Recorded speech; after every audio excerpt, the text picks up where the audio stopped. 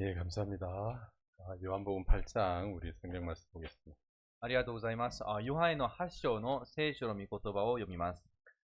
요한복음 8장 31절부터 읽겠습니다. ヨハネの8章31節から読みます。 요한복음 8장 31절부터 59절까지입니다. ヨハネの福音書8章の31節から59節まで読みます。 예수님과 유대인들이 하는 대화를 이렇게 기록한 장면인데요. イエス様とユダヤ人との間であった会話を話しています。 여러분 이 대화에 깊이 주의를 하시면서 이 본문 말씀을 들어주시기 바랍니다. この会話の内容に皆さん注意してよく読んでみてください。 31절부터 읽겠습니다. 31節から読みます。 그러므로 예수께서 자기를 믿은 유대인들에게 이르시되 너희가 내 말에 거하면 참 내 제자가 되고 そこでイエスはその信じたユダヤ人たちに言われた。もしあなた方が私の言葉にとどまるなら、あなた方は本当に私の弟子です。 진리를 알지니 진리가 너희를 자유케 하리라. そしてあなた方は真理を知り、真理はあなた方を自由にします。 저희가 대답하되 우리가 아브라함의 자손이라 남의 종이 된 적이 없거늘 어찌하여 우리가 자유케 되리라 하느냐. 彼らはイエスに答えた。私たちはアブラハムの子孫であって、決して誰の奴隷になったこともありません。あなたはどうしてあなた方は自由になると言われるのですか？ 예수께서 대답하시되 진실로 진실로 너희에게 이르노니 죄를 범하는 자마다 죄의 종이라. イエスは彼らに答えられた。誠に誠にあなた方に告げます。罪を行っている者は皆罪の奴隷です。 종은 영원히 집에 거하지 못하되 아들은 영원히 거하나니. 奴隷はいつまでも家にいるのではありません。しかし息子はいつまでもいます。 그러므로 아들이 너희를 자유케 하면 너희가 참으로 자유하리라. ですから、もし子があなた方を自由にするなら、あなた方は本当に自由なのです。 나도 너희가 아브라함의 자손인 줄 아노라. 그러나 내 말이 너희 속에 있을 곳이 없으므로 나를 죽이려 하는도다. 私はあなた方がアブラハムの子孫であることを知っています。しかし、あなた方は私を殺そうとしています。私の言葉があなた方のうちに入っていないからです。 난 내 아버지에게서 본 것을 말하고 너희는 너희 아비에게서 들은 것을 행하느니라. 私は父のもとで見たことを話しています。ところが、あなた方はあなた方の父から示されたことを行うのです。 대답하여 가로되 우리 아버지는 아브라함이라 하니 예수께서 가라사대 너희가 아브라함의 자손이면 아브라함의 행사를 할 것이오늘. 彼らは答えて言った。私たちの父はアブラハムです。イエスは彼らに言われた。あなた方がアブラハムの子供なら、アブラハムの技を行いなさい。 지금 하나님께 들은 진리를 너희에게 말한 사람이 나를 죽이려 하는도다. 아브라함은 이렇게 하지 아니하였느니라. ところが今あなた方は神から来た真理をあなた方に話しているこの私を殺そうとしています。アブラハムはそのようなことはしなかったのです。 너희는 너희 아비의 행사를 하는도다. 대답하되 우리가 음란한 데서 나지 아니하였고 아버지는 한 분뿐이시니 곧 하나님이시로다. あなた方はあなた方の父の技を行っています。彼らは言った。私たちは不貧困によって生まれたものではありません。私たちに一人の父、神があります。 예수께서 가라사대 하나님이 너희 아버지였으면 너희가 나를 사랑하였으리니 이는 내가 하나님께로서 나서 왔습니다. 나는 스스로 온 것이 아니요 내 아버지께서 나를 보내신 것이니라. イエスは言われた。神がもしあなた方の父であるなら、あなた方は私を愛するはずです。なぜなら、私は神から出てきてここにいるからです。私は自分で来たのではなく、神が私を使わしたのです。 어찌하여 내 말을 깨닫지 못하느냐 이는 내 말을 들을 줄 알지 못함이로다. あなた方はなぜ私の話していることがわからないのでしょう。それはあなた方が私の言葉に耳を傾けることができないからです。 너희는 너희 아비 마귀에게서 났으니 너희 아비의 욕심을 너희도 행하고자 하느니라. 저는 처음부터 살인한 자요 진리가 그 속에 없으므로 진리에 서지 못하고 거짓을 말할 때마다 제 것으로 말하나니 이는 저가 거짓말장이요 거짓의 아비가 되었습니다. あなた方はあなた方の父である悪魔から出たものであって、あなた方の父の欲望を成し遂げたいと願っているのです。悪魔は初めから人殺しであり、真理に立ってはいません。彼のうちには真理がないからです。彼が偽りを言うときは自分にふさわしい話し方をしているのです。なぜなら彼は偽り者であり、また偽りの父であるからです。 내가 진리를 말함으로 너희가 나를 믿지 아니하는도다. しかしこの私が真理を話しているためにあなた方は私を信じません。 너희 중에 누가 나를 죄로 책잡겠느냐? 내가 진리를 말하며 어찌하여 나를 믿지 아니하느냐? あなた方のうちの誰か私に罪があると責める者がいますか？私が真理を話しているなら、なぜ私を信じないのですか？ 하나님께 속한 자는 하나님의 말씀을 듣나니 너희가 듣지 아니하면 하나님께 속하지 아니하였음이로다. 神から出たものは神の言葉に聞き従います。ですから、あなた方が聞き従わないのは、あなた方が神から出たものではないからです。 유대인들이 대답하여 가로되 우리가 너를 사마리아 사람이라 또는 귀신이 들렸다 하는 말이 옳지 아니하냐. ユダヤ人たちは答えてイエスに言った。私たちがあなたはサマリア人で悪霊に疲れているというのは当然ではありませんか？ 예수께서 대답하시되 나는 귀신 들린 것이 아니라 오직 내 아버지를 공경하면을 너희가 나를 무시하는도다. イエスは答えられた。私は悪霊に疲れていません。私は父を敬っています。しかしあなた方は私を癒しめています。 나는 내 영광을 구치 아니하나 구하고 판단하신 이가 계시느니라. しかし私は私の栄誉を求めません。それをお求めになり、裁きをなされる方がおられます。 진실로 진실로 너희에게 이르노니 사람이 내 말을 지키면 죽음을 영원히 보지 아니하리라. 誠に誠にあなた方に告げます。誰でも私の言葉を守るならば、その人は決して死を見ることがありません。 유대인들이 가로되 지금 네가 귀신 들린 줄을 아노라. 아브라함과 선지자도 죽었거늘 네 말은 사람이 내 말을 지키면 죽음을 영원히 맛보지 아니하리라 하니. ユダヤ人たちはイエスに言った。あなたが悪霊に疲れていることが今こそ分かりました。アブラハムは死に預言者たちも死にました。しかしあなたは誰でも私の言葉を守るならば、その人は決して死を味わうことがないというのです。 너는 이미 죽은 우리 조상 아브라함보다 크냐? 또 선지자들도 죽었거늘 너는 너를 누구라 하느냐? あなたは私たちの父アブラハムよりも偉大なのですか？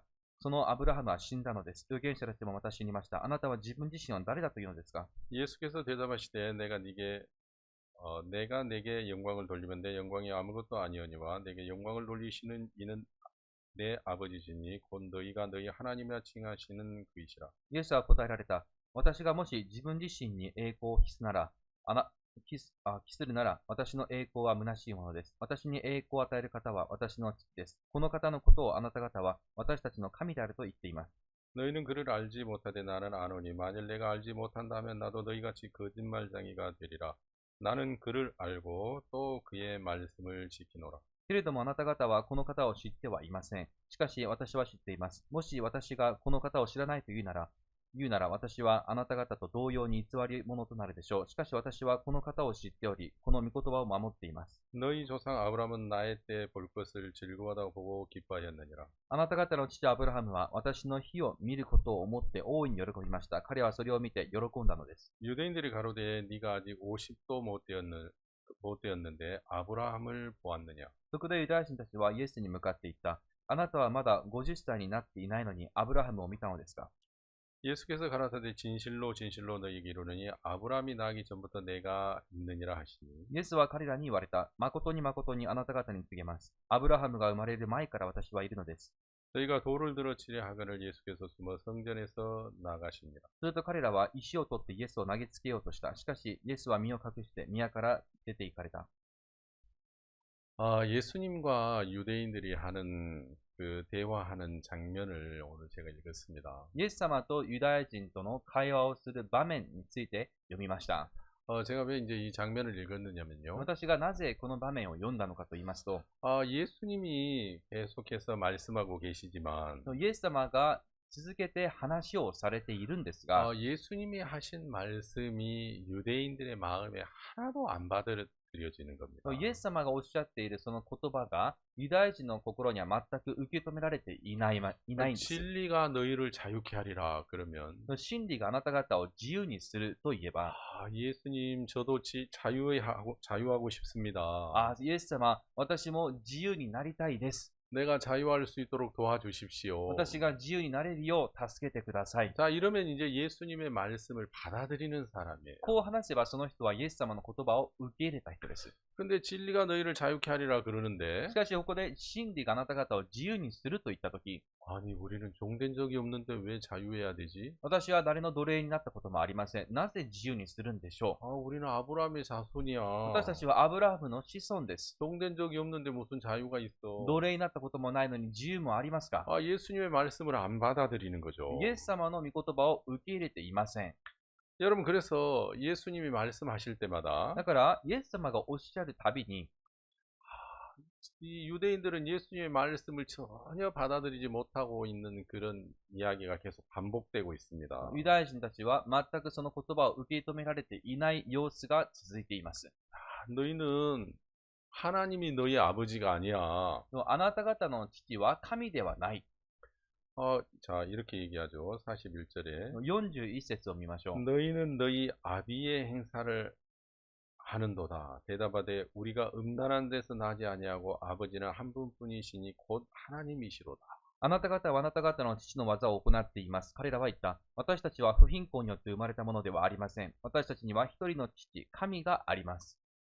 그러니까 너희가 믿는 그 아버지가 만약에 하나님이 너희 아버지면 もしあなた方の信じる神が父であれば、 너희가 나를 사랑하였으리라. あなた方は私を愛したはずです。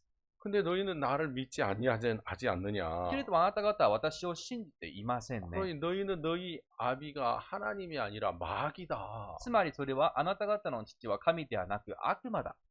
유대인들 네가 귀신 들렸구나. ユダヤ人たちはあなたは悪霊に取り憑かれている。 예수님 보고 너 미쳤구나. イエス様に向かってお前は気が狂っている 예, 그렇게 얘기하는 거예요. と話をしています。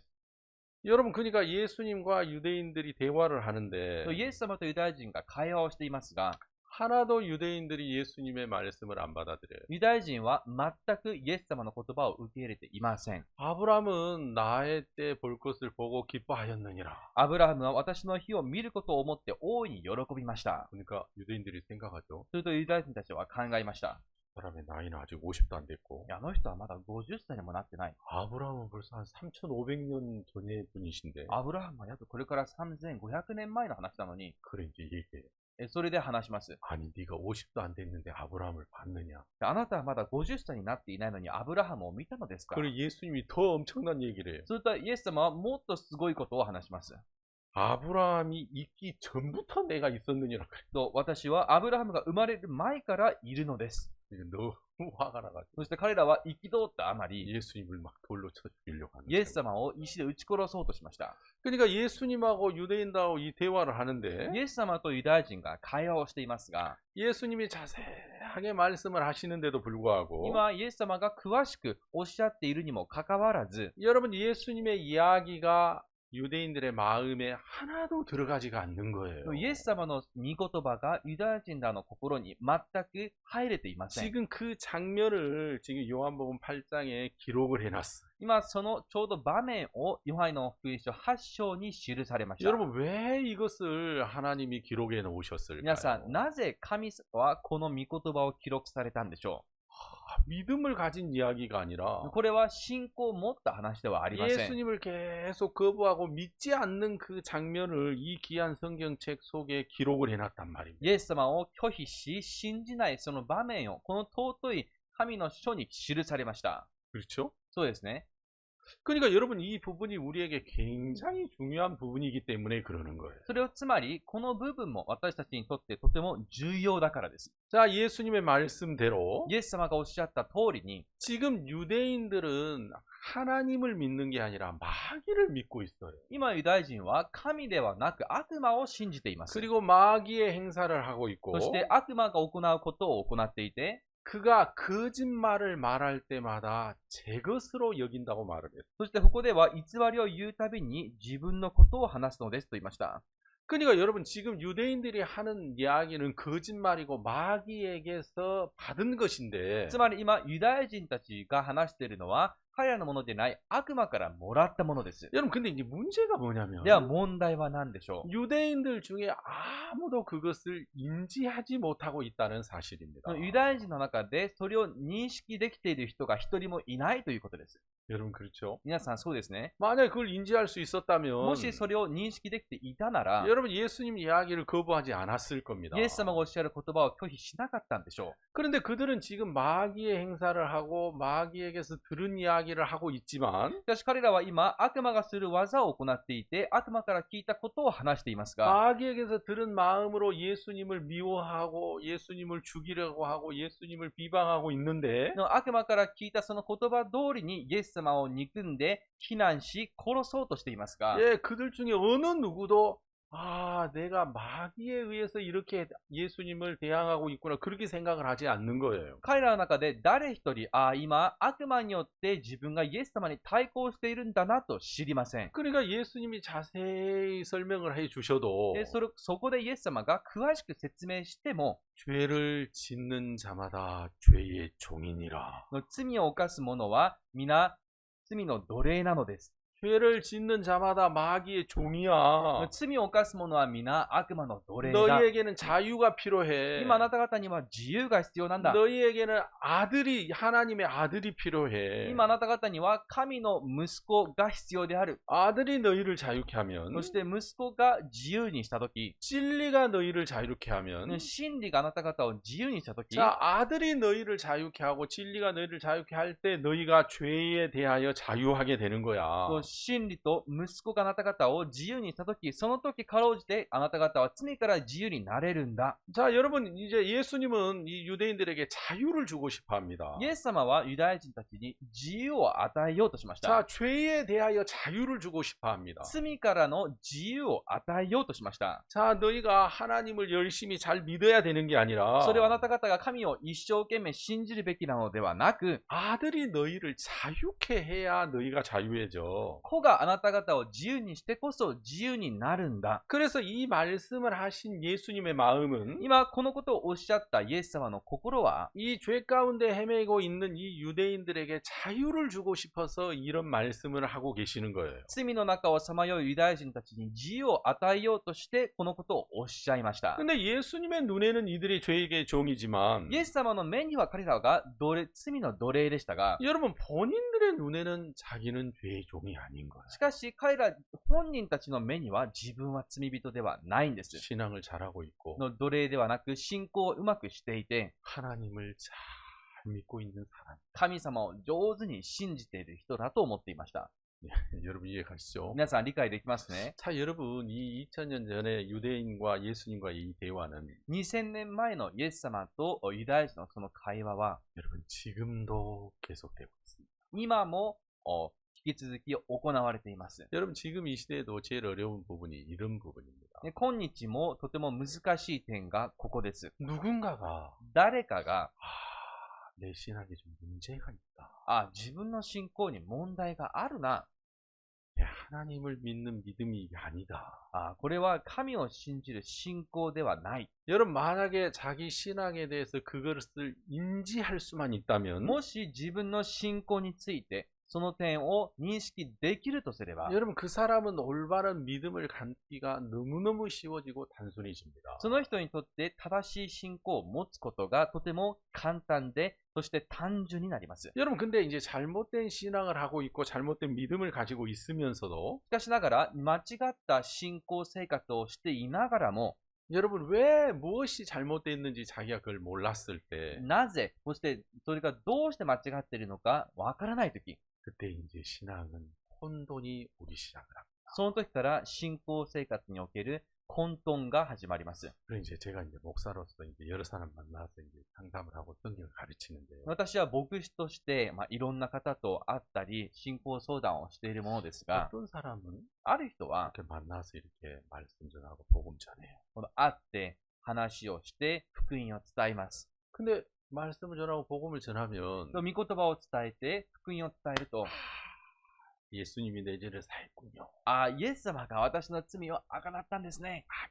アーメン。 이렇게 받아들이는 사람도 있지만 と受け入れる人もいれば、 뭔가 2% 부족한 표정이 있죠. なんだか首をかしげて 2% 足りないかのような表現をする人もいますね。 여러분 복음 안 전해보셨어요? 皆さんは福音伝えたことはありませんか？ 뭔가 좀 2% 부족한 표정이 있어요. なんだかこの物足りないような表情をする人がいます。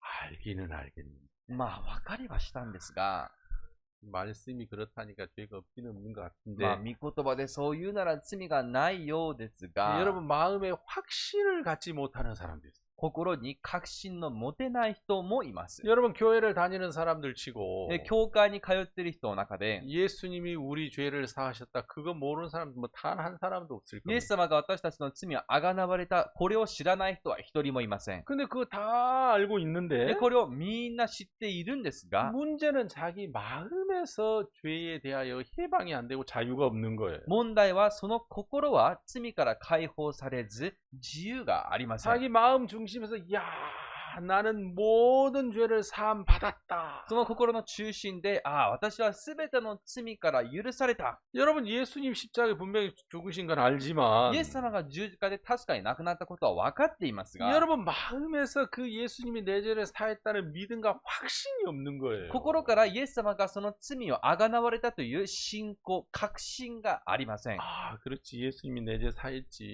そうだ、イエス様が私の罪をあがなわれたんだ。 그렇지만 항상 그렇지만입니다. だけどと、いつもそのだけどが問題なんです。 항상 그러나가 문제예요. いつもけれどもそれが問題です。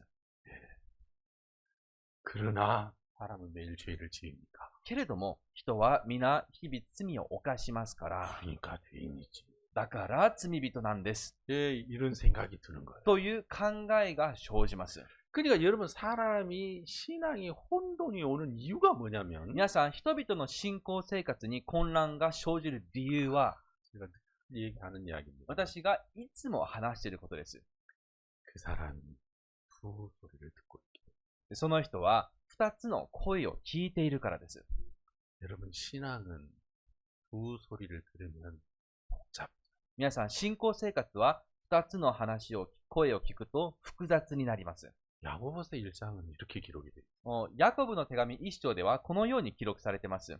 두 마음을 품은 자는 二つの二心のある人で、 무엇이든지 죽게 받기를 기대하지 말라 하더라. その人は何事も主に期待してはならないと言いました。 여러분 거기서 말한 두 마음이 뭡니까? 皆さん、そこで話す二心とは何でしょうか？ 믿음으로 구하고 信仰で求め、 조금도 의심치 말라. そして少しも疑ってはならない。 그러니까 거기서 말하는 두 마음은 하나는 믿음이고 하나는 의심이에요. でそこで話す二心とは、一つは信仰で、もう一つは疑いです。 사람들이 기도를 해요. 人々はお祈りします。 하나님 도와주십시오. 神様、助けてください。 예수님의 이름으로 기도했습니다. イエス様の皆によってお祈りいたします。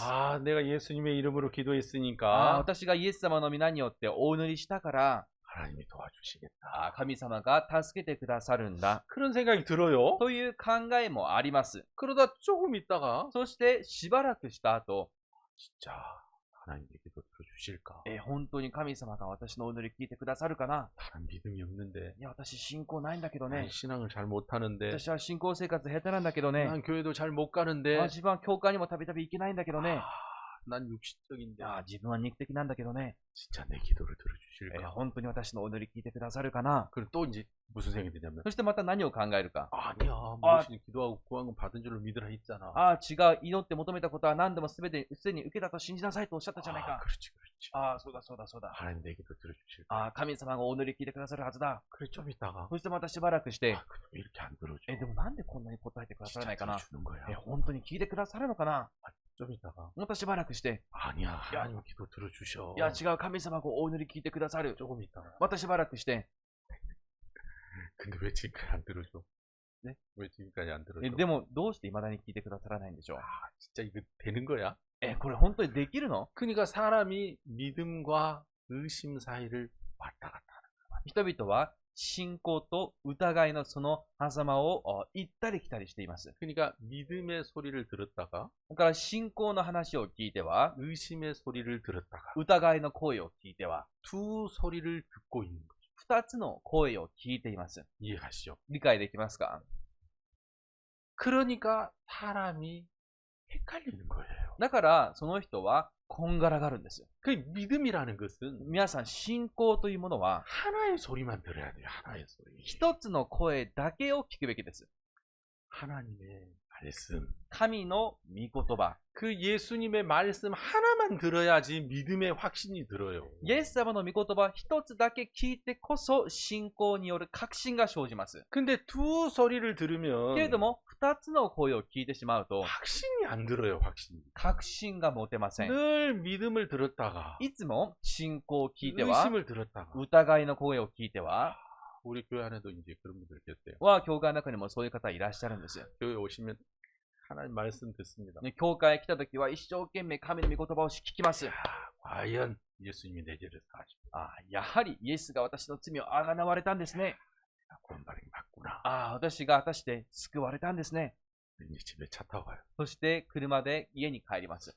근데 왜 나는 변한 게 없지? でもどうして自分はこんなにも何も変わってないのかな。 진짜 제대로 믿고 있는 거야. まともに本当に信じてるのかな。 내가 제대로 안 믿고 있으면 어떡하지? これまともに信じてなかったらどうするの。 나중에 지옥 가는 거 아니야? もしかして地獄行くんじゃない。 그래. そうだ。 아직도 믿음이 아닌가? 自分はまだ信仰に至っていないようだ。 아직 확신이 아닌가? 自分はまだ確信に至っていないようだ。 또 다음 주에 교회 와요. そしてその次の週また教会に来 말씀을 て、 들으면 御言葉を聞くと、 야, 예수님 내 죄를 사하셨구나. そうだ、イエスが私の罪をあがなわれたんだ。 또 차 타고 가면서 また車に乗って家に帰る途中、 나는 근데 맨날 교회 짓지.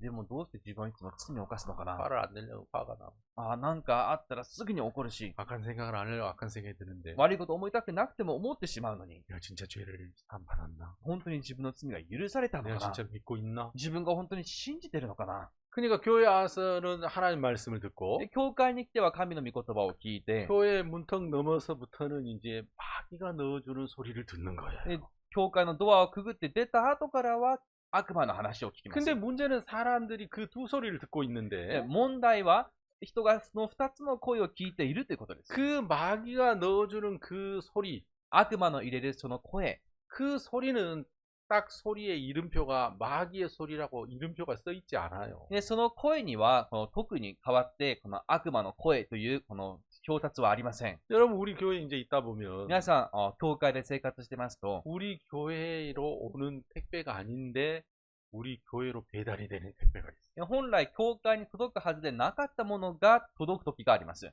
그러면 이제 딱 이름을 보고 その名前を見て、 아 이거 우리 교회 이런 사람 없는데 うちの教会にこういう人いませんよ。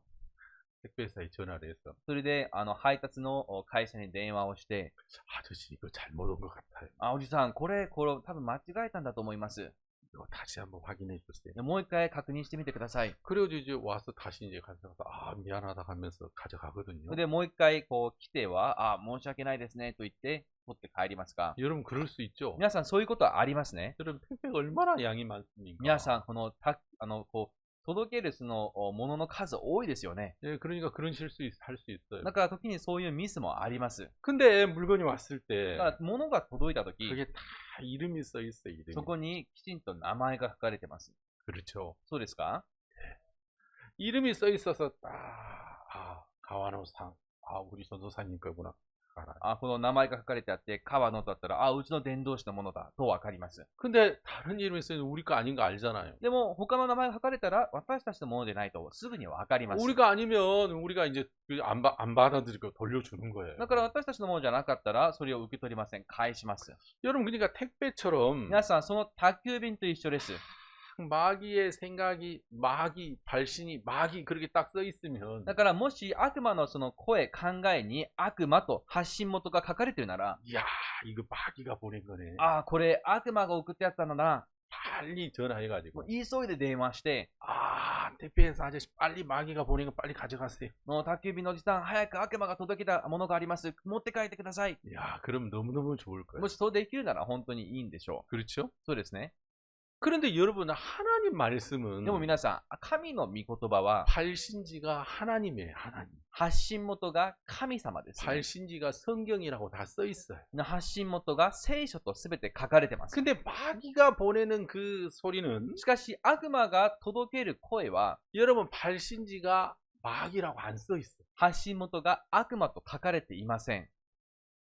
주로 어떻게 써 있냐면 ね、主にどのような印があるか。 내 이름으로 써 있어요. 내 자신의 이름으로. それが自分の名前が書かれています。 그러니까 자기 생각으로 써 있는 거예요. 자기 생각. 自分の考えとなって書かれています。 그러니까 마귀가 넣어주는 대부분의 소리는 悪魔の入れるほとんどの声は 여러분 인간의 속에서 올라오는 생각이에요. 人間の内から生じる考えです。 그러니까 사람들은 인간의 자기 자신 속에서 올라오는 생각이니까 사람들은 자기 생각이라고 이 착각을 하는 거예요. 自分の内から生じる考えだから、人々のほとんどはそれが自分のものだと勘違いします。 여러분 이해 가세요? 理解できますか？ 그러니까 여러분 사람들은 그 생각이 자기 생각인지 마귀 생각인지 그걸 구별을 못 하는 거예요. だからほとんどの人がそれが自分の考えなのか、悪魔の考えなのか区別ができません。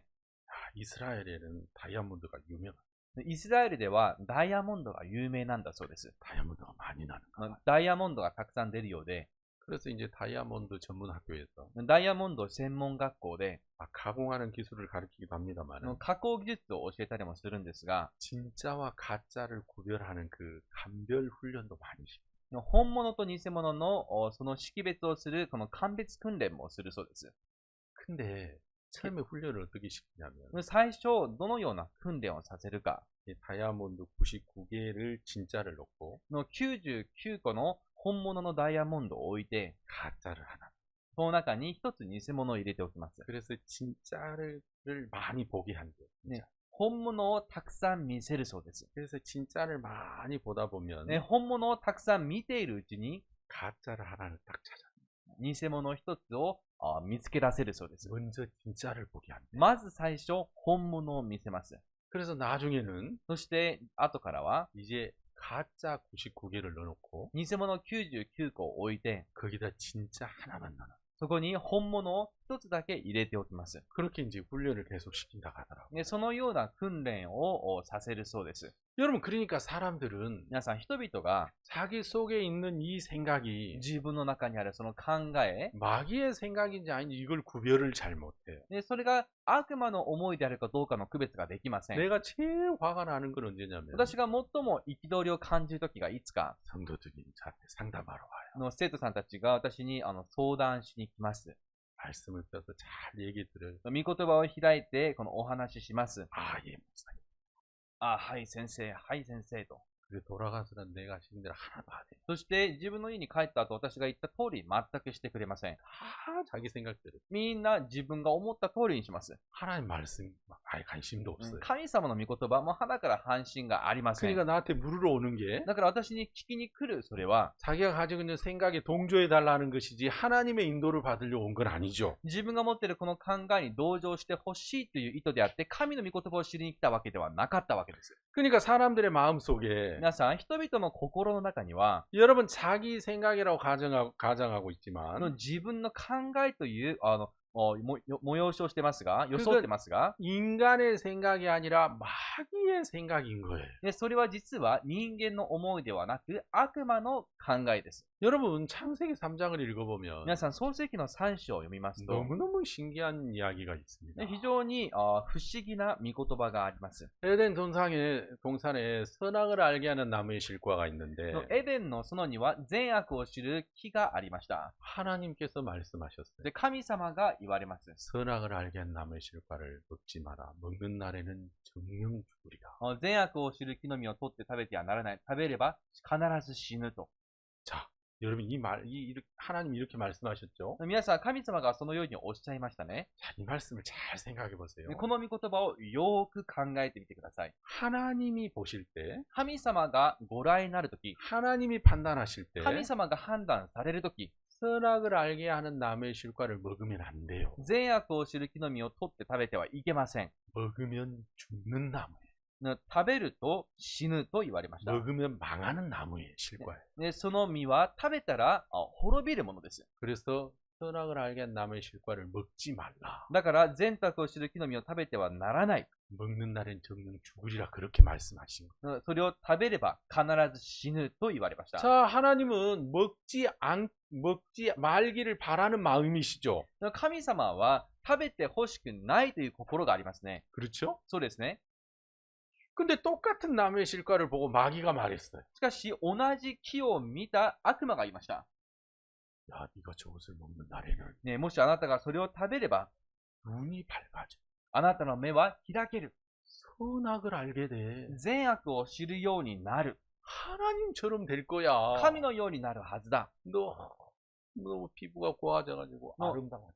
非常に肌もツヤツヤ美しくなるだろ 하와가 누구한테 보여주려고 그렇게 아름다움을 추구했는지 잘 う。 모르겠어요. のエヴァが一体誰に見せるつもりでそんな美を追求したかわかりませんが、 그러니까 여러분 멸망을 시키고 자기를 죽게 하는 남의 실과인데 皆さん本来それは自分を滅ぼし死に至らせる身でありますが、 그 나무의 실과가 마귀가 이야기하니까 しかしその木の実について悪魔が話すと、 여러분 자기에게 막 너무너무 유익해 보이는 꼭 먹어야 되는 나무의 실과로 이렇게 바뀌어지는 거예요. 自分にとって利益をもたらしてくれそうな非常に良いものとなって見えてしまうんです。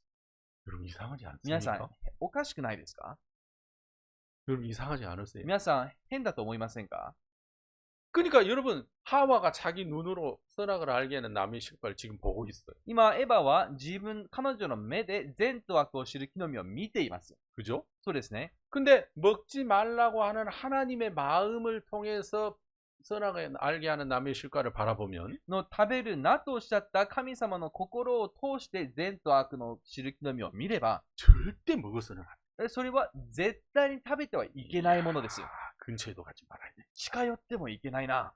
그래서 그들이 에덴 동산에서 얼마나 있었는지 모르지만 彼らがエデンの園でどれくらいの期間滞在したかわかりません。 선악을 알게 한 남의 실과를 먹고 싶다는 생각 조금도 안 했어요. 善と悪を知る木の実を食べたいとほんの少しも思ったことがありませんでした。 왜냐하면 먹지 말라는 하나님의 말씀을 그들이 가지고 있었기 때문에. なぜなら食べるなとおっしゃった神様の心を彼らも持っていたからです。 근데 하와가 마귀 이야기를 들었어요. し 마귀. かしエヴァは悪魔の話を聞きました。 마귀 얘기를 듣다 보니까 悪魔の話を聞いているうちに、 이야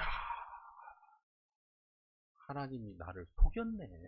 神様が私を騙したんだ。 저거 먹으면 하나님처럼 되는 건데 あれ食べたら神のようになれたのに、 하나님 혼자 하나님 하시려고 神様は自分一人で神としていたいから、 하나님 혼자 선악을 하시려고 神一人で善悪を知りたいと思ってるから、 하나님 혼자 지혜로우시려고 神様一人で知恵を持つ者としていたいか 이거 ら、 먹어도 괜찮은 건데 못 먹게 했구나. これは本来食べていいものなのに食べれなくしていたんだ。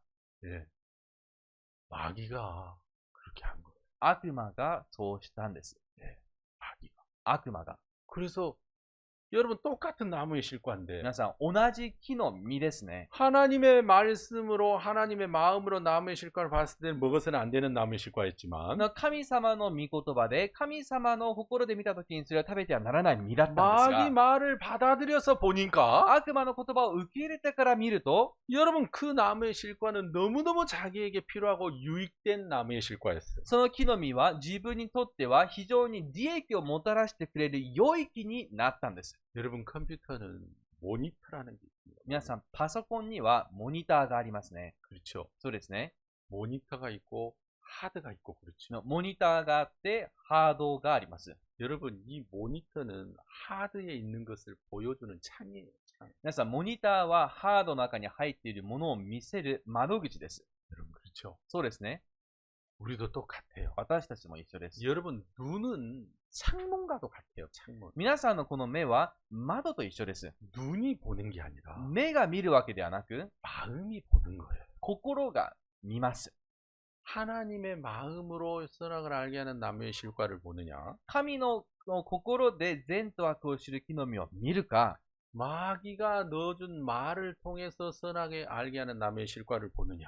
悪魔の入れたその言葉を通して善と悪を知る木の実を見るか。 그냥 이 눈은 보는 창문에 지나지 않아요. この目はただ見るための窓に過ぎません。 내가 무엇을 통해서 보고 있느냐가 중요한 거예요. 今自分が何を通して見ているかが大事です。 그러니까 하와는 エヴァの場合、 지금 마귀가 넣어준 말을 통해서 보고 있는데 今悪魔の入れた言葉を通して見ていますが、 여러분 마귀가 넣어준 말을 통해서 보고 있는 그 자체가 잘못된 거예요. 今悪魔が入れたその言葉を通して見ていること、それ自体が間違っています。 여러분 이해 가시죠? 皆さん理解できますね。 그 자체가 잘못된 건데 それ自体が間違っていますが、 하와는 그걸 깨닫지 못하고 있어요. エヴァはそれに気づいていません。 그러니까 지금 이 요한복음 8장의 유대인들은 今、ヨハネの福音書8章のユダヤ人たちは、 마귀가 넣어주는 생각을 통해서 예수님을 보고 있어요. 悪魔の入れたその考えを通してイエス様を見ています。 나사렛에서 무슨 선지자가 나와? ナザレから何が預言者だ 아, 저가 무슨 메시아야? 何彼がメシアだと 저가 무슨 彼の 그리스도야? どこがキリストだ 저가 무슨 하나님의 彼の 아들이야? どこが神の子なんだ 목수의 아들이야. 彼は大工の子だろ 여러분 그렇죠? う。皆さんそうですね。 조금 뭐 능력 있는 어떤 사람이지. 저기 무슨 선지자야? まあちょっと才能のある預言者程度で、彼が何が 저 사람은 사마리아인이야. あの人はサマリア人だ。 응?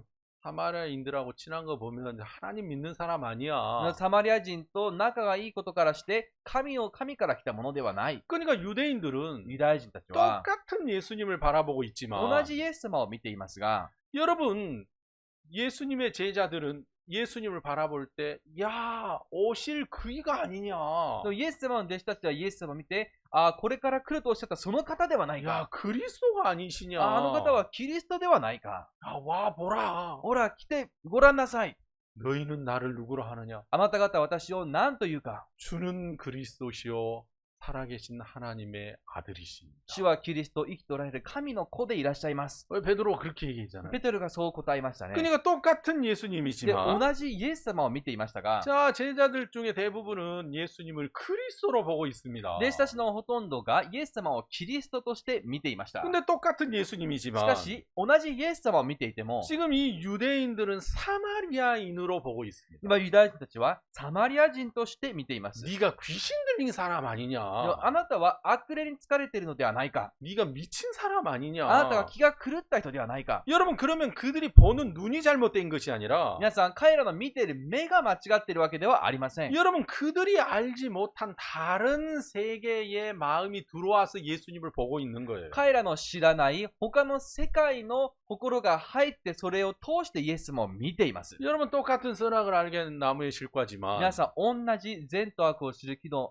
実であったんですが、 마귀의 말을 통해서 하와가 그걸 보고 있단 말입니다. の悪魔の話を通してエヴァはそれを見ていました。 그렇죠. そうですね。 그러니까 자기를 멸망시킬 나무의 실과인데 すると、それは本来彼女を滅ぼす木の実でありますが、 자기를 죽게 하는 나무의 실과인데 彼女を死に至らせる木の実であったんですが、 자기에게 얼마나 많은 고통을 불러오는 일인데 彼女にありとあらゆる苦しみをもたらす木の実でありましたが、 그게 좋아 보인다는 것입니다. それが良いものとして見えるんです。 그건 정상적이지 않죠. 皆さん、それは正常とは言えません。 여러분 그게 맞아 보이는 거예요. それが正しくなって見えます。 아멘. アーメン。 자, 이제 성경에 보면 이런 사람이 聖書を見ると、このような人が登場します。 열왕기 7장에 보면 사마리아 성의 군대 장관이 나옵니다.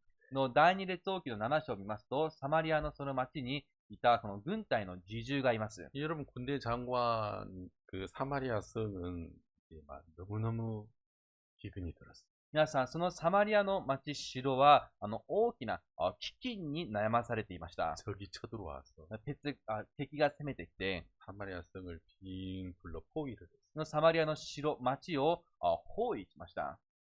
사마리아 성에서 화살을 딱 쐈을 때 でサマリアの城からこの矢を射たとき、 화살이 도달하지 않는 거리에 진을 빙 둘러 그래서 산을 포위했어요. その矢が届かないその範囲まで下がって、その城を包囲していました。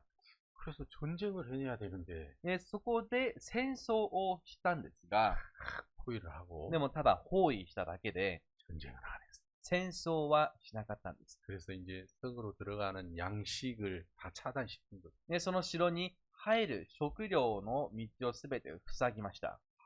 못 보면 나오겠지. きっと腹が空けば出るだろ 제가 일본 역사는 잘 모르겠는데 う。私は日本の歴史は詳しく知りません。 아마 일본의 그 전쟁 역사에도 이런 경우가 있을 겁니다. おそらく日本の戦争の歴史を見れば、このような戦争があったはずです。 서로 싸우면 사상자가 많이 일어나니까 戦い続けると死傷者がたくさん増えるから、 많은 군사를 가지고 지키고만 ね、大勢の軍人を引き連れて、ただ待つだけ。 여러분 그래가지고 이제 전쟁에 승리하는 경우가 있습니다. でそういう戦法で戦争に勝つ場合もあります。 시간은 많이 걸리지만 時間はかかっても、 희생자가 적게 나오니까 犠牲者が少ないから、 그렇게도 했습니다. そのような戦い方もありました。 그래서 이제 아람이라는 적군이 쳐들어와서 アラムという敵が攻めてきて、 이 사마리아 성을 포위를 했어요. サマリアの町を包囲しました。 양식이 없었어요. もう食料が底をつき、 그러니까 사람들이 뭘 먹었냐면 ここで人々は何を食べたでしょ 비둘기 똥을 이렇게 모아다가 う。鳩の糞を集めて、 물에다 이제 채에 걸러요. ね、それをこう水で一度洗います。 근데 이 비둘기는 소화력이 좋지 않대요. 鳩はその消化能力が良くないそうで、 비둘기를 막 산으로 들로 이렇게 날아다녀서 이제 그 곡식이나 씨앗을 많이 주워 먹는데 ね、鳩はこの山や野原を飛んでは穀物、種などをよく食べますが、 소화가 안 된 곡식 그 알갱이들이 이제 배설 물러나고 消化されなかったその種などが排泄物となって出てきます。 그걸 모아다가 でそれをかき集めて、 비싼 돈에 非常に高い値打ちで売ります。 그 사람 그걸 사다가 물에다 이렇게 채에 걸르면 ね、人々がそれを買って、それを水で洗うと、 비둘기 똥이 이만한데 鳩の糞がこんなにあったはずですね。 곡식 알갱이는 이만하 나와. で穀物はいやこれくらい出てきたんでしょ 그래도 배가 고프니까 う。それでもお腹が空くから、 그걸 먹어. それを食べました。 그리고 좀 돈 있는 사람 そして少しお金のある人は、 나귀 머리를. ロバの頭を食べました。 유대인들은 부정한 거 절대 안 먹거든요. ユダヤ人は汚れたものは絶対に食べません。 이해가세요? 理解できますか？ 부정한 그 짐승은 절대 안 먹어요. 汚れた動物は絶対に食べません。 근데 하도 배가 고프니까. でもあんまりにもお腹が空いたせいか、 여러분 나귀는 부정한 짐승인데 皆さん、ロバは汚れた動物ですが、 그것도 나귀 머리를 먹었단 말이야. それもそのロバの頭を食べたそうです。 하도 배가 고프니까. あんまりにもお腹が空いて、 그래 돈 있는 사람이라 그거 먹지. でお金のある人がそういうものを食べるんです。 돈 없는 사람은 お金のない人は、 자기가 낳은 자식을 삶아. 自分が産んだ子供を煮て食べたそうです。 그러니까 사람이 막 정신이 없는 거죠. 皆さん、正気だとは言えませんね。 여러분 이제 사람이 배가 고플 때 말고 皆さん、人はお腹空いた時以外、 배가 고픈 단계를 넘어서 이제 며칠 동안 굶으면 お腹が空いたというその段階を超えて、また超えて、そして数日が経てば、 이 사람이 헛것이 보인다. 人は、こう幻想、幻が見えるそうです。 이런 책을 보면 こういう本を見ると、 이게 배부를 때는 책으로 보이는데 皆さん、お腹がいっぱいな時は本に見えます。 배가 고플 때는 お腹が空くと、 시루떡으로 보이는 ね、これが、お餅になって見えます。 이게 가십니까? 理解できますか？ 아 진짜 그렇대요. これ本当なんだそうです。 진짜 그렇대요. 本当にそうなんだそうです。 그래서 이게 아기들이 배부를 때는 아기로 보이는데 だから、お腹がいっぱいなら、子供が子供に見えます。 배가 굶주린 사람들이 볼 때는 でも、お腹を空かせた人が見ると、 달그럽고 それが、子供が鶏に見えるそうです。 왜 달이 여기서 왔다. あれ、なんで今日は鶏がここにいるんだ？ 여러분 절대 배고프지 마세요. 皆さん、絶対にお腹を空かせることがないようにしましょう。 그러니까 여러분 이 사마리아 성이 양식이 하나도 없어요. で、サマリアの町では食料が全くありませんでした。 누가 자기 자식을 삶아 먹을 수 있겠습니까? 皆さん、一体誰が自分の子を食べますか？ 열왕기하 6장 읽으면 진짜 그래요. けれども、第二列王記7章を読んで、6章を読んでみれば、本当にそういう人がいるんですよ。 자식을 삶아. 自分の子を食べた人が。 그러니까 막 제정신이 아닌 거죠. いやこれは、正気だとは言えません。 근데 그때 하나님의 종이 でその時、神のしもべが、 여호와의 말씀을 들을지어다. 主の言葉を聞きなさい。 사람들이 귀를 기울였어요. 人々は耳を澄ませました。 내일 이맘때 明日の今頃、 24시간 후죠. これは24時間後ですね。 사마리아 성문에서 고운가를 한 세야 한 세겔 보리둘사에 한 세겔 하리라. サマリアの門で上等の小麦が1セアが1シェケルで、また大麦が2セアが1シェケルで売られるようになる。 자, 24시간 후에 24時間後、 이 성문 앞에 양식이 막 무지무지하게 많아진다. この町の前には食料が溢れるということです。 지금은 어떤 때입니까? 今はどうでしょう？ 자식을 삶아 먹고 있는. 子供を食べている時です。 근데 24시간 후에는 けれども24時間後には、 양식이 그렇게 많아진대요. それくらい食料が増えるということ 그러니까 です。 군대 장관이 그 얘기를 듣더니 軍隊のその侍従はその話を聞いて、 여호와께서 하늘의 창을 내신들 어찌 이런 일이 있으리요. たとえ主が天に窓を作られるにしてもそんなことがあるだろうか。 자, 여러분. 皆さん、 아주 중요한. とっても大事な話です。 이 군대 장관은 今この侍従は 두 개의 소리를 듣고 2つの声を聞いています。 여호와의 말씀을 들을지어다. 主の御言葉を聞きなさい。 선지자가 말한 여호와의 말씀도 듣고 있고 預言者の語ったエホバ主の声も聞いていて、 말도 안 돼. ありえない。 어떻게 그런 일이 있겠어? そんなことがあるか。 자기 속에서 올라오는 그 마귀의 소리도 그가 듣고 있어. 自分の内から生じるその悪魔の声も聞いています。 그렇죠. そうですね。 여러분 마귀의 소리인지 아닌지 어떻게 알 수 있냐면 皆さん、悪魔の声かどうかどうすればわかるでしょ 여러분 마귀의 소리는 반드시 하나의 원칙을 가지고 う。 있습니다. 悪魔の声は必ず一つの原則があります。 하나님의 말씀과 반대되는 이야기를 항상 마귀. 悪魔は常に神の御言葉と正反対のことを話します。 그러니까 아무리 옳아 보이고 맞아 보여도 それがどんなに正しいことのように見えても、 혹은 좋아 보여도 もしくはそれが良いものに見えても、 이 말씀이 하나님 말씀과 같나 틀리나 그걸 꼭 비교를 해봐야 돼. でその声が神の御言葉と同じかどうか必ず照らし合わせてみるべきです。 그래서 하나님 말씀과 같으면 それで神の御言葉と一緒なら、 그 소리는 마귀에게서 온 소리가 아니에요. その声は悪魔から来た声ではありません。 하나님 말씀에서 온 소리예요. 神の御言葉から生じた声です。 근데 막 너무너무 좋아 보이지만 反対にとっても良いものに見えても、 하나님 말씀과 다르면 神の御言葉ともし異なるなら、 그 마귀에게서. それは悪魔から来た声です。 자, 하나님은 神様は、 야, 너 선악을 알게 나무 실과를 먹으면 정령 죽으리라. 善と悪を知る木の実を食べれば必ず死ぬ。 근데 마귀는 でも悪魔は、 야, 너 이거 먹으면 눈이 밝아지고 아름다워지고 지혜롭고 하나님처럼 돼. これを食べればあなたの目を開かれ美しくなり、知恵を持つ神様のようになれる。 하나님은 먹지 말라. 神様は食べるな。 근데 마귀는 먹어라 해. でも悪魔は食べろです。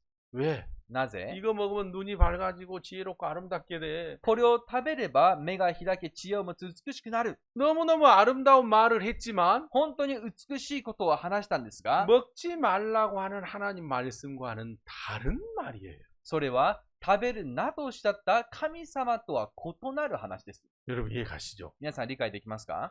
그러니까 이 마귀의 말은 하나님 말씀과 반드시 반대돼요. 반대. ね、悪魔の話は必ず神様の御言葉とは反対です。 그러니까 지금 열왕기 7장에서도 第二列王記7章でも、 여호와의 말씀은 내일 이맘때 양식이 풍성해진다고 エ 말씀하셨는데 ホバ主のおっしゃった言葉は明日の今頃食料があふれる、豊かになるということです 군대 が、 장관은 뭐라고 し 하냐면 かしその侍従は何と言いましたか？ 하늘의 창을 내신들 여호와께서 하늘의 창을 내신들 어찌 이런 일이 있으리요. たとえ主が天に窓を作られるにしても、そんなことがあるだろうか？ 하나님은 많아진다는데 神様は食料が増えることをおっしゃいましたが、 군대 장관은 불가능하다는. でもその侍従はそれは不可能だと言いました。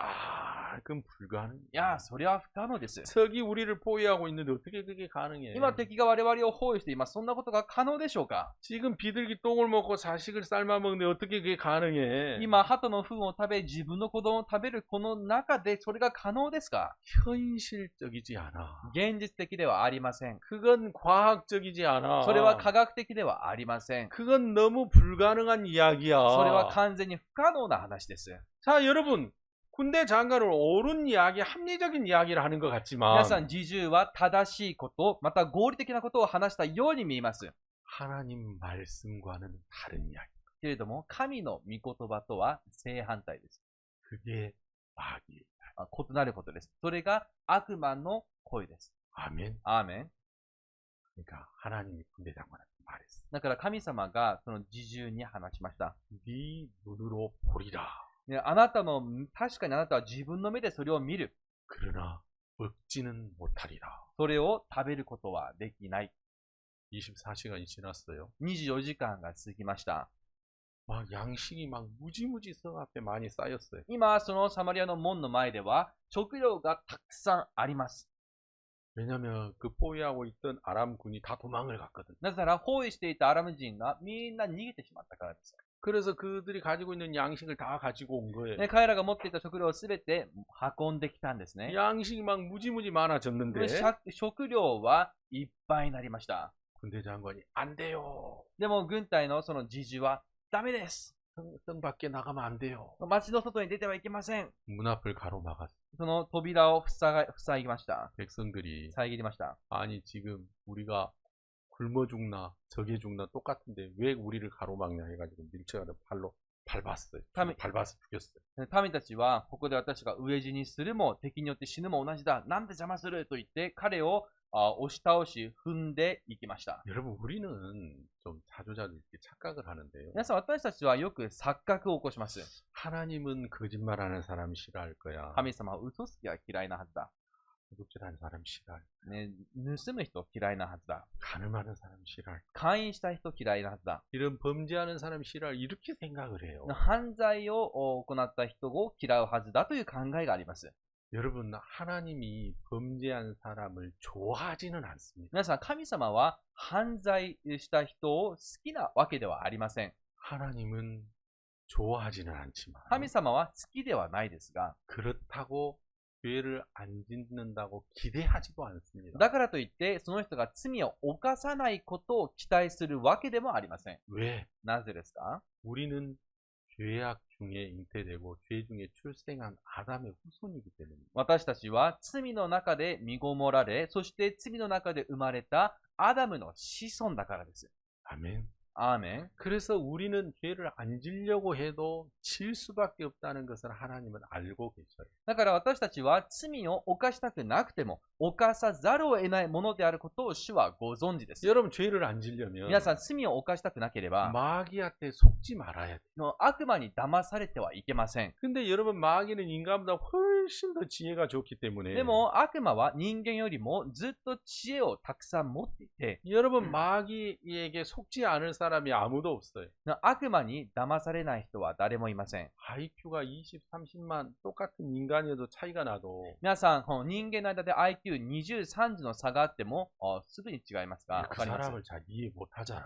で、そういう人はまた違う人のことは理解できないですね。 이해가시죠? 理解できますか？ 우리 교회 보면 이렇게 동경대학원에 다니는 형제가 몇 명 のは教会にこの東京大学の大学院生の兄弟がいますが、 어느 날 감기에 걸려갔더라. ある日彼は風邪にひきました。 왜 감기에 걸렸냐 물어봐. どうしてあなたは風邪にひいたんだと聞きました。 책을 보다가 ね、ある日彼は本を読んでいたそうです。 창문이 열린 걸 몰랐다. そして窓が開いていることに気づきませんでしたと。 아주 책을 한 8시간 정도 보다가 ね、本を8時間くらいずっと読んでいたそうです。 감기에 걸렸다. それで自分が風邪にひいてしまったと。 그래. 저희들이 봤을 때 좀 2%가 좀 부족해 보이는데 ね、パッと見彼は少し足りない人のように見えるんですね。 천재예요. でも、本当は天才です。 우리는 그냥 보통 돌이고. 私たちは普通の石頭です。 아 진짜 그래. 本当そうですね。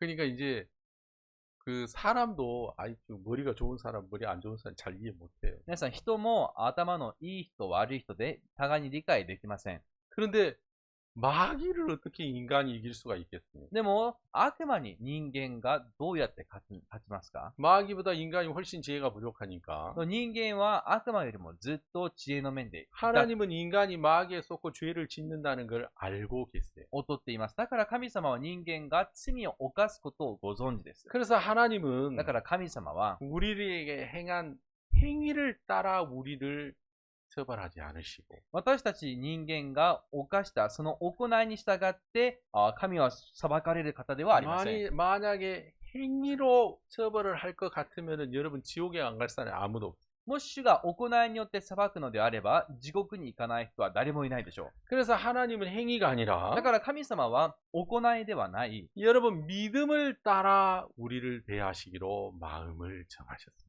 信仰に従って私たちと接することに主は心を決められました。 그래서 하나님의 말씀을 믿느냐 믿지 않느냐. だから神の御言葉を信じるか信じないか。 여러분 그 사람의 행위가 지금까지 어땠을지라도 その人の行いがそれまでどうだったにせよ 자기 생각을 버리고 하나님 말씀을 믿느냐 믿지 않느냐에 의해서 하나님은 복과 저주를 주시기로 마음을 정한 거예요. その人が自分の思いをして神の御言葉を信じるか信じないかに従って、主が祝福するかしないかを定められます。 자, 여러분, 우리는 근데 어떻게 で 생각하냐면, も皆さん、私たちはどう考えますか？ 행위가 좋으면 복 받고 안 좋으면 저주를 받고 그렇게 생각하는 사람이 참 많아요. 行いが良ければ祝福され、悪ければ呪われると、そう多くの人が考えてますね。 네, 하나님은. でも神様はそうでは 자, ないん 여러분, で 이 す。 군대 장관이 皆さん、この侍従は 사람들에게 밟혀서 죽었습니다. 人々に踏まれて死にました。 하나님이 말씀하신 그대로 되었죠. 神様が仰せられた通りになりましたね。 자, 이 사람이 죽은 이유는 살인하고 간음하고 도적질해서 죽은 것이 아닙니다. でこの人が死んだ理由は殺人、姦淫、泥棒したからではありません。 이 사람이 죽은 것은 今この人が死んだのは 하나님의 말씀을 믿지 않아서 죽은 겁니다. 神の御言葉を信じなかったからです。 이 사람은 하나님의 말씀과 다른 소리를 들었다는 거죠. 今この人は神の御言葉とは異なる声を聞きました。 이해가시죠? 理解できますか？ 자, 그러니까 하나님이 미워하시는 건 뭐냐면 つまり神様が意味嫌われるものは何か。 하나님의 말씀과 다른 소리를 듣는 그 마음을 하나님은 싫어하는 거예요. 神様の声とは異なる声を聞くことを主は嫌われるということです。 자, 이제 성도들과 교제를 해봐도 生徒さんたちと交わりをしてみたら、 여러분 열심히 교제를 해요. 一生懸命交わりをします。 그리고 물어봐요. そして質問します。 그러면 무슨 얘기를 하냐면 それで何を言うのか。 교제하는 내내 자기 속에서 올라오는 생각 듣고 생각 얘기하는 거예요. 交わりをしている間ずっと自分の心から生じる考えを聞いたから、その考えを話します。 여러분 그러면 화가 나요. すると皆さん腹が立つんです。 너는 대체 누구의 소리를 듣고 있냐? 今あなたは一体誰の話を聞いていますか？ 내가 어리석으니까 私が愚かだから、 성도들에게 한두 번은 속아요. 生徒さんたちに一度二度は騙されます。 목사님 인도받으려고 왔습니다. 先生の導きを受けようと思ってきました。 한두 번은 속아요. 1、2回は騙されます。 몇 번 얘기를 해보면 でも何度か話をすれば、 자기 생각에 동조를 원하는지 하나님의 인도를 원하는지 그 금방 알죠. 自分の考えに同情してもらいたいのか、もしくは神の導きを受けたいのか、それがすぐに区別できます。 여러분 그거 모르겠습니까? 皆さん、それがわからないとでも思いますか？ 여러분 사람도 아는데 하나님 그거 모르시겠어요? 皆さん、それに人でもわかりますことを神様も知らないんでしょうか？ 그래서 마음에서 하나님 말씀을 이야기할 때 心から神の御言葉を話すとき、 내 생각에는 그렇지 않지만 自分の思いとしてはそうではないけど、 하나님 말씀이 이렇구나. 神の御言葉はこうなんだ。 하나님 말씀이 나를 이렇게 보시는구나. 神の御言葉は私をこのようにご覧になってるんだ 하나님 な。 말씀이 나를 이렇게 이야기하시네. 神の御言葉では私についてこうおっしゃってるんだね。 여러분 유대인들이 그렇게 생각을 해야 皆さん、ユ 되는데 ダヤ人はそのように考えるべきでした。 예수님과 유대인들이 오랜 시간 이야기를 イエ 하는데 ス様のユダヤ人が長い時間にかけて話をしましたが、 유대인들은 계속 자기 소리를 해요. 자기 이야기. ユダヤ人はひたすら自分の思いを語ります。 아니 우리가 종된 적이 없는데 私たちは奴隷になったことはないのに、 우리의 아버지는 아브라함의 후손이고 하나님이시다. 我々の父はアブラハムで我々はその子孫神である。 너희는 너희 마귀에게서 났다. あなた方はあなた方の父は悪魔から生まれたものだ。 너희가 만약에 아브라함이 너희 아브라함처럼 해야 되는데 あなた方がもしアブラハムの子孫であれば、その父の通りに行うはずだ。 아브라함은 내게 이러지 아니하였다. でもアブラハムは私にこうしなかった。 네가 귀신 들린 것이 じ 아니냐. ゃあ、あなたは今悪霊に取り憑かれて、あなたは今悪霊に取り憑かれている。 아니 네가 50도 안 됐는데 아브라함을 봤느냐? 50になってもいない人がアブラハムを見たとでも言うのか？ 아브라함이 있기 전부터 내가 있었느냐? 私はアブラハムのいる前からいたものですと。 완전히 예수님 미쳤구나 미쳤. 아. 돌로 쳐 죽이려고 하다. 彼らは完全に憤って、もう彼は行かれているとイエス様を石で撃ち殺そうとしました。 그러니까 이 대화 장면을 쭉 보면 皆さん、今この会話をする場面を見ますと、 예수님의 말씀을 하나도 받아들이는 게 없어요. 彼らはイエス様の考え、言葉を一言も受け入れていません。ただ自分の思いだけです。 하나도 없어요.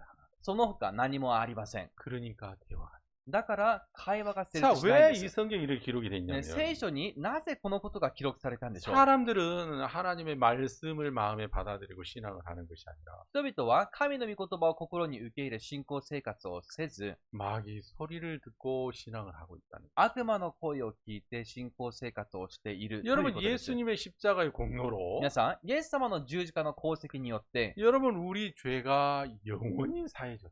私たちの罪は永遠にあがなわれました。 우리 히브리서 성경 10장을 보겠습니다. ヘブルの10章を見てみましょ 히브리서 성경 9장 う。ヘブルの10章、9章です。 9장 11절입니다. 9章11節。 히브리서 9장 11절 ヘブルの9章11節。 그리스도께서 장래 좋은 일에 대제사장으로사 손으로 짓지 아니한 곧 이 창조에 속하지 아니한 더 크고 온전한 장막으로 말미암아 しかしキリストはすでに成就した素晴らしい事柄の大祭司として来られ、手で作ったものではない、言い換えれば、この作られたものとは違ったさらに偉大な、さらに完全な幕屋を通り、 염소와 송아지 피로 아니하고 오직 자기 피로 영원한 속죄를 이루사 단번에 성소에 들어가시며 また、ヤギと子牛との血によってではなく、ご自分の血によってただ一度、誠の聖所に入り、永遠の贖いを成し遂げられたのです。 여러분 예수님의 다른 이름은 영원한 대제사장이십니다. 皆さん、イエス様の別名は永遠な大祭司長です。 여러분 들어보셨습니까? 皆さん聞いたことありますか？ 여러분 영원한 대제사장이라는 말의 의미가 뭐냐면요. 永遠な大祭司という言葉の意味は、 성경에서 대제사장만 백성들의 죄를 사할 수 있는 권한이 있습니다. 聖書では大祭司のみ民たちの罪をあがなえる権限が与えられています。 여러분 율법에서 立法の中で、 그 대제사장만 백성들의 죄를 사할 수 있는 그 권한이 있습니다. 大祭司だけ民たちの罪をあがなえる権限があります。 근데 율법의 대제사장의 임기 기간은 30세부터 50세까지입니다. の立法の中で大祭司の任期は30歳から50歳です。 그러니까 20년간 대제사장의 직분을 행할 수 있습니다. 20年にかけて大祭司のこう仕事を執務できるわけですね。 율법에서요. 立法の中で。 근데 영원한 대제사장이라고 の 하셨습니까? 永遠の大祭司と言ったので、 예수님의 대제사장의 직분은 영원해요, 영원. イエス様の大祭司としてのその任期は永遠です。 여러분 이해가시죠? 理解できますか？ 그러니까 여러분 영원히 대제사장 직분을 행할 수 있는 성전이 있다는 말이죠. つまりそれは永遠に大祭司として務められる聖殿も存在するということです。 그래서 그가 자기 피로 そしてその方はご自分の血をもって 영원한 속죄를 이루사. ただ一度、永遠の贖いを成し遂げられました。 그러니까 예수님이 우리 인간을 위해서 속죄 제사를 드리셨는데 イエス様は人間のために罪のための生贄を捧げられましたが、 그 제사는 영원한 제사였어요. その生贄は永遠でした。 제사, 속죄 제사가 영원한 제사니까 罪のための生贄、これが永遠なものでしたから、 속죄 효력이 영원한 속죄 효력이에요. 罪をあがなう効力が永遠だったんです。 그래서 예수님의 십자가의 공로로 だからイエス様は十字架の功績を通して、 우리가 영원한 속죄를 얻었어요. 私たちは永遠の贖いを得ました。 예수님이 내 죄를 영원히 사하셨다는 거죠. イエス様が私の罪を永遠にあがなわれた。 자, 여러분 이 하나님의 말씀 하나만 들으면 皆さん、この神の御言葉一つ聞いただけで、 여러분 누구든지 믿음을 다 가질 수 있습니다. 誰もが信仰を持てます。 그래서 성경 말씀에는 だから聖書の御言葉には、 예수님이 우리 자기 피로 영원한 속죄를 이루셨다고 イエ 하시는데 ス様がこのご自身の血で永遠の贖いを成し遂げられたと言いますが、 마귀가 금방 사람들에게 찾아가서 이 말씀과 다른 이야기를 생각을 넣어주는 거예요. 悪魔はすぐに人々のことをところに尋ね、この御言葉とは異なる思いを入れます。 아, 그렇지. ああ、そうだ。 예수님 십자가에서 우리 죄를 사했지. イエス様が十字架で我々の罪をあがなわれたんだ。 아, 그렇지만 우리는 매일 죄를 짓잖아. でも、罪を毎日犯すでしょ 아, 그러니까 죄를 사한 건 だ 맞지만 から罪をあがなったのは正しい。 지나간 죄는 사실 앞으로 있는 죄는 이렇게 잘 회개해서 씻어야 돼. これまであった罪はあがなわれて、そしてこれから犯す罪に対しては、しっかり悔い改めるべきだ。 예수님 우리 죄를 사한 건 맞지만 イエス様が我々の罪をあがなったは合ってるけど、 인간이 매일 죄를 지니까 人 죄인이지. 間は日々罪を犯すから罪人だ。 그래서 우리는 죄인 구원받은 だから 죄인이야. 私たちは救われた罪人だ。 그 의인이지만 だか 죄인이야. ら義人であるけど罪人だ。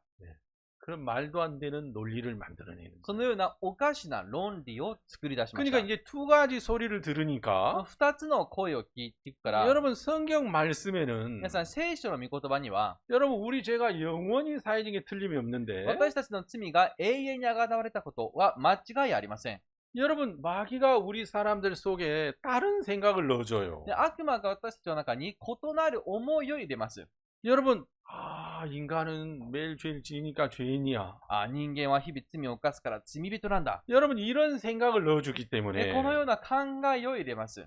사람들이 그 두 사이에서 믿음을 갖지 못하는 거예요. 人々はその二つの間で信仰を持てずにいます。 그래서 혼돈된 신앙을 하게 되죠. それで混乱した信仰生活をするわけです。 여러분 우리가 죄 사함에 대한 믿음만 그러는 것이 아니라 皆さん、これは罪の許しに関しての信仰に限りません。 우리가 신앙을 할 때도 똑같습니다. 私たちが信仰生活をするときも一緒です。 하나님의 말씀만 들으면 神様の御言葉だけを聞けば、 너무 단순해지지만 とても単純になります。 여러분 두 소리를 듣게 되면 けれども、二つの声を聞くと、 복잡해지. とっても複雑になります。 여러분 이 마귀를 표현할 때 皆さん、悪魔を表現するとき、 하나님이 이 성경에서 뱀이라고 많이 표현을 합니다. 神様はこの聖書で蛇をよく例えます。 그렇죠? そうですね。 근데 이 뱀은 몇몇 가지 특징을 가지고 있어요. この蛇はいくつか特徴があります。 저희들이 어렸을 때 이제 시골에서 뱀 같은 게 잡아보고 있는데요. 私は幼かった頃、田舎でよく蛇を捕まえました。 뱀은 무슨 특징을 가지고 있냐면 蛇が持つ特徴としては、 혀가 두 개예요. 혀가 두 개. 舌が二つに分かれます。 그 이해 갑니까? 理解できますか？ 그래서 항상 두 가지 말. だから常に二つのことを話します。 그래 이제 마귀한테 교육을 잘 받은 사람은 それで悪魔によってしっかり教育を受けた人は、 두 말을 기가 막히게 잘해. 二つのことを本当に巧みに話します。 말씀 있죠? 神の御言葉を信じますね。 하이 그래놓고 はいと言っては、 돌아가서는 에이 이거 들라. それで、違うところでは、まあそうでしょ 항상 이제 두 말. う。ただ、いつも二つのことを話します。 그리고 이 뱀의 두 번째 특징은 뭐냐면 そして、蛇の二つ目の特徴は、 이 뱀은 비늘로 이렇게 땅을 기어갑니다. 蛇は、鱗で、この地を張って進みます。 이렇게 여러분 머릿결을 이렇게 만져보면 皆さん、髪の毛をこう撫でてみますと、 이게 결이라는 게 있죠. この流れがありますよね。 이거 거꾸로 이렇게 하면은 이게 뻑뻑해가지고 잘 안 나가요. こう逆さにこうすると、うまくできません。 그렇죠. そうですね。 근데 뱀도 이렇게 비늘이 있어서 蛇にも鱗があって、 뒤로는 못 가요. 뒤로는. 後ろ向きには進めないんですね。 그러니까 마귀의 첫 번째 특징은 두 말을 하는 거고 두 번째 특징은 회개를 못해요. 뒤로 못 가요. 悪魔の特徴として一つ目に、二つのことを話すこと。そしてもう一つの特徴は後ろに下がらない。つまり、悔い改めができません。 저희들이 막 어렸을 때 이렇게 뱀 잡다 보면 私が幼かった頃、蛇を捕まえるときに、 뱀 구멍으로 들어가요. 蛇が穴の中に入るんです。 딱 다리로 밟아요. それで、足でこう踏んづけるんですね。 손에 감아가지고 막 뽑아요. それで、こう手でこう、手を絡めて引っ張ります。 동물학대 아닙니다. 皆さん、これは動物虐待ではありません。 어렸을 때 그때 놀았어요. 幼い時はそのように遊んだものです。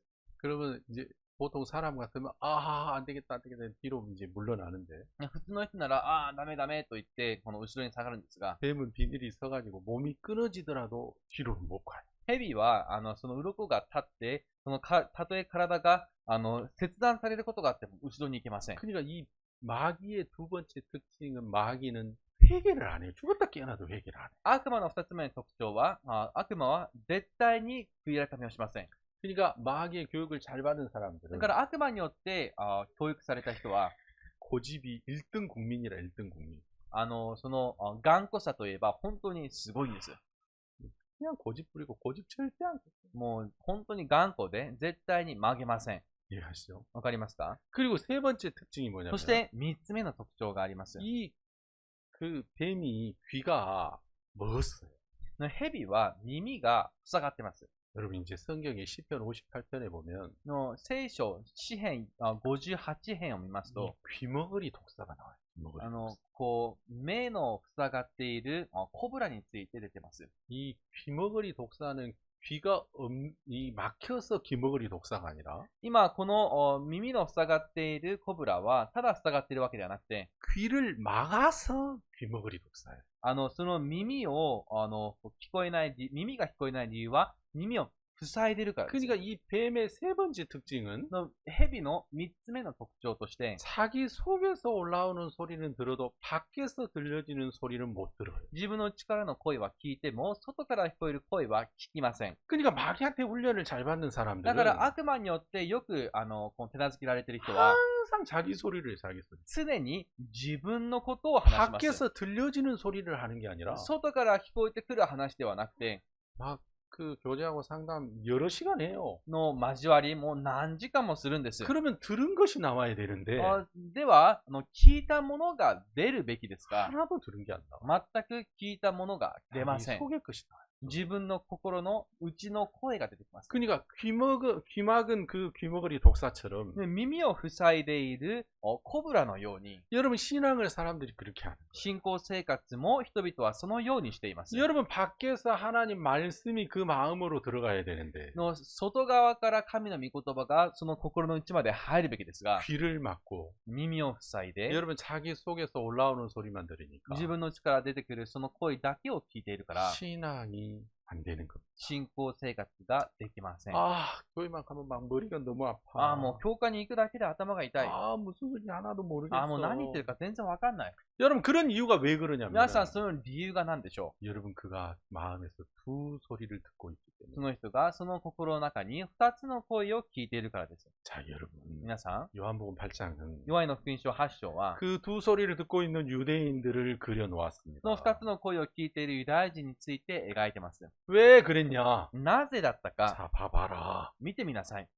너희들 이러면 하나도 믿음 못 あな 갖잖아. た方はもしこうしたら全く信仰が持てない。 야 너희가 들어야 될 소리는 두 소리가 あな 아니야. た方が聞くべき声は2つではない。 마귀가 너희 속에 넣어주는 그 생각을 들어야 되는 것이 悪 아니라 魔が入れた考えを聞くべきではない。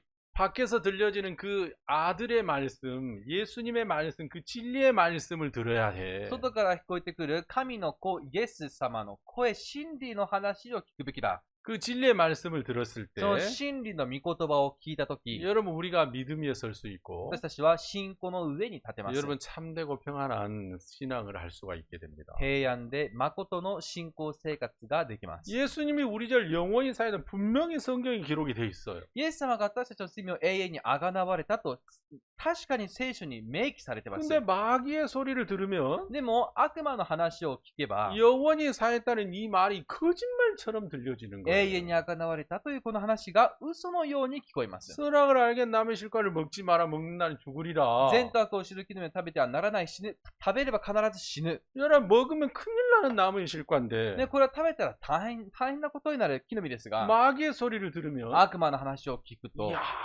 저건 너무너무 내게 유익한 남의 실과겠다. あれは私に利益をもたらしてくれる木の実に違いない。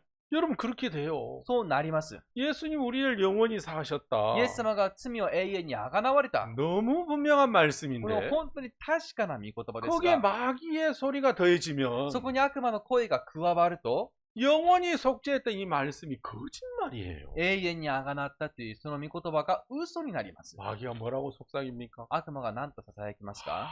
매일 죄를 짓는데 어떻게 죄가 없어? 毎日罪を犯してるんだ。罪がないはずないだろ 인간이 う。 매일 죄를 지니까 죄가 人 있지. 間は日々罪を犯してるんだから罪があるだろ 여러분 그 말은 영원히 속죄했다는 하나님의 말씀이 틀렸다라는 う。 말이잖아요. 皆さん、そのことは永遠に罪をあがなわれたという神の御言葉が間違っているということです。 자, 제가 여러분에게 묻고 싶어요. 私は皆さんに質問したいです。 여러분은 하나의 소리를 듣습니까? 두 소리를 듣습니까? 皆さんは一つの声を聞いていますか、二つの声を聞いていますか？ 여러분이 들어야 될 소리는 하나님의 말씀, 하나님. 皆さんが本来聞くべき声は神の御言葉一つだけです。 여러분 중에 누구든지 하나님을 믿기를 원한다면 皆さんの中で誰でも神の御言葉を聞きたいと願うならば、 하나님의 말씀만 들으십시오. 神様の御言葉だけを聞いてください。 여러분 속에서 올라오는 생각이 皆さんの心から生じる考えが、 이 성경 말씀과 같나 다르나 この聖書の御言葉と同じかどうか、 확인해 보십시오. 必ず確認してみてください。 나는 꼭 내 마음에 내가 죄가 있는 것 같아. 自分は本当に自分の心の中に罪がまるであるようですと。 내가 과거에 죄를 지었고 過去に罪を犯して、 죄를 지었다는 기억이 있고 罪を犯したという記憶もあって、 분명히 내가 앞으로도 죄를 안 지을 자신이 없고 それでこれからも罪を犯さないという自信はない。 그래서 나는 죄가 있다고 생각하는데 だから自分は罪があると思ってますが、 자, 이 생각이 この考えが 성경하고 맞나 안 맞나? 聖書と合っているかどうか。 성경은 뭐라고 했지? 聖書は何と話したんだろ 성경은 내가 매일 죄를 지을 걸 아시고 う。聖書は私が日々罪を犯すことをご存知で、 내 죄를 영원히 사셨다고 말씀하시고 私の罪を永遠にあがなわれたとおっしゃったんだ。 예수님이 십자가 공도 내 죄가 영원히 사해졌구나. イエス様の十字架の功績で自分の罪が永遠にあがなわれたん 야, だ。 그럼 죄가 있다는 내 생각이 틀리고 なら罪があるという自分の考えが間違っていて、 죄가 영원히 사했다 하나님 말씀이 맞다. 罪が永遠にあがなわれたという神の御言葉が正しい。 여러분 그러면서 여러분이 말씀에 마음을 정할 때 そのように皆さんが神の御言葉に心を定めるとき、 그때 하나님이 가장 기뻐하시고 その時神様が最も喜ばれます。 여러분을 복되게 인도하시리라고 믿습니다. 皆さんを祝福へと導いてくださると信じ 여러분 ます。 지금까지 어떻게 살았을지라도 これまで皆さんがどう生きたにせよ、 예수님의 말씀만 여러분 마음에 들으십시오. これからイエス様の御言葉だけを心に聞いてください。 아시겠죠? わかりましたか？ 예, 말씀 마치겠습니다. 御言葉はここで終わりといたしま 자, す。 기도하겠습니다. お祈りいたします。 하나님 아버지 정말 감사합니다. 父なる神様、感謝いたします。 우리는 지혜가 없는데 私たちは知恵がありません。 하나님이 교회 안에 또 이 말씀 안에 하나님의 지혜를 두셨어. 神様が教会、そして御言葉の中に主の知恵を入れてくださって、 우리가 무엇이 하나님 말씀이고 또 무엇이 마귀의 생각인지를 알게 해주셨습니다. 私たちに何が神の御言葉で、主の心が知らせてくださいました。 이 말씀을 듣는 모든 분들이 この御言葉を聞く方全員が 하나님의 말씀만 듣게 해주옵소서. 神の御言葉だけを聞けるようにしてください。 말씀과 나는 그 모든 생각을 마음에서 버리고 御言葉と異なるすべての思いを捨てて、 하나님 말씀을 받아들이고 神の御言葉を受け入れ、 그 믿음에 거하게 해주옵소서. 信仰にとどまれるようにしてください。 하나님 우리 한 사람 한 사람 다 어리석습니다. 主は私たち一人一人は非常に愚かです。 주님 우리를 불쌍히 여겨주셨습니다. 主が私たちを憐れんでください。 하나님의 말씀을 믿는 믿음에 거하게 해주시길 바랍니다. 神の御言葉を信じる信仰にとどまれるようにしてください。 분명히 예수님 우리 죄를 영원히 사셨다고 말씀하셨습니다. イエス様は確かに私たちの罪を永遠にあがなわれたとおっしゃいました。 마귀는 끊임없이 내가 죄가 있다고 하나님 말씀과 다르게 이야기하고 있습니다. 悪魔は絶えず罪があると主の御言葉とは異なることを語りかけます。 이제 내 죄를 영원히 사신 말씀을 믿는 믿음 안에 거하게 해주시길 바랍니다. これから罪を永遠にあがなわれたというその御言葉の中にとどまれるようにしてください。 우리 모두를 축복하여 주옵소서. 私たち全員をどうか祝福してください。 예수님의 이름으로 기도하였습니다. イエス様の皆によってお祈りいたします。 아멘.